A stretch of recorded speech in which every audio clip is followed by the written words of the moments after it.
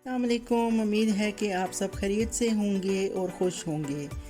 मैं आप सब व्यूवर्स की बहुत शुक्रगुजार हूँ कि आपने मेरे चैनल को बहुत पसंद किया और आप सब की बेहद फरमाइश पर आज की रेसिपी मैं अपनी आवाज़ के साथ रिकॉर्ड कर रही हूँ। अगर आप मज़े मज़े के खाने सीखना चाहते हैं तो मेरे चैनल को सब्सक्राइब करें और मेरी वीडियो को आखिर तक देखें। तो चलिए अब आते हैं हम अपनी रेसिपी की तरफ, जो कि कुछ यूँ है। चिकन हमने लिया 2 kg और उसके हमने इस तरह से डीप कट्स लगा लिए हैं ताकि मैरिनेशन अच्छी तरह अंदर तक जा सके। यहाँ मैंने चिकन के कुछ पीसेस लेग लिए हैं, कुछ चेस्ट लिए हैं और कुछ बोनलेस लिए हैं। आप जो भी चाहें आप ले सकते हैं।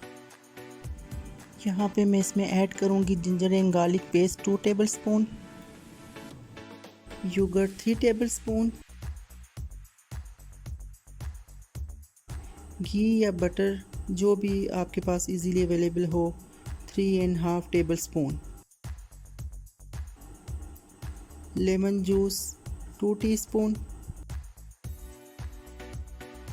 सॉल्ट 2 टेबलस्पून, कुटी हुई लाल मिर्च 1.5 टीस्पून, भुना कुटा ज़ीरा 2 टेबलस्पून, सफ़ेद मिर्च 1 टेबलस्पून, पपरिका पाउडर जाएगा 1 tablespoon, roast mix masala 4 to 5 tablespoon, जो भी इजीली आपको मार्केट से मिल सकता है। यहाँ पे हम 7 to 8 टेबलस्पून शहद ऐड करेंगे, जो कि चिकन को ज़्यादा जूसी और सॉफ्ट कर देगा।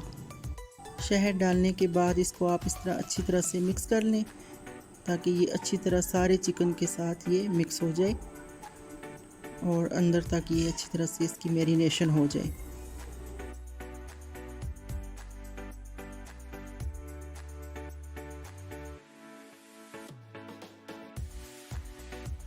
तो फ्रेश लेमन मैं यहाँ पे ऐड कर रही हूँ क्योंकि मैंने लेमन जूस कम डाला था और मुझे लगता है कि यहाँ पे 2 लेमन की और ज़रूरत है। अगर आप ज़्यादा खट्टा पसंद करते हैं तो अपने हिसाब से 3 to 4 लेमन तक भी इसको डाल सकते हैं। इसमें मिक्स करने के बाद ये सब डालने के बाद 1 घंटा ढाँप कर छोड़ देंगे ताकि मैरिनेशन अच्छी तरह हो जाए। 1 घंटे के बाद चिकन अच्छी तरह से मैरिनेट हो गया है। अब इसको हम हल्की आंच पर 18 से 20 मिनट तक अच्छी तरह पकाएंगे। 18-20 मिनट के बाद आप ये देख सकते हैं कि चिकन अच्छी तरह गल चुका है, सॉफ्ट और जूसी जूसी लग रहा है।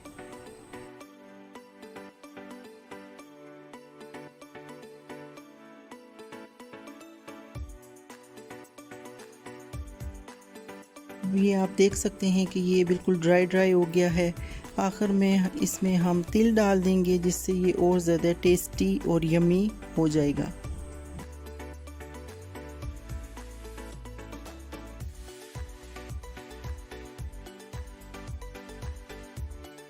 देखें व्यूअर्स, ये कितना मज़ेदार यमी चटखारेदार लग रहा है। ये कितना सॉफ्ट और जूसी तैयार हुआ है। ये बहुत मज़े की रेसिपी है, इसको आप लाजमी ट्राई करें। अपने बच्चों के लिए लंच में बना सकते हैं, किसी की दावत में बना सकते हैं।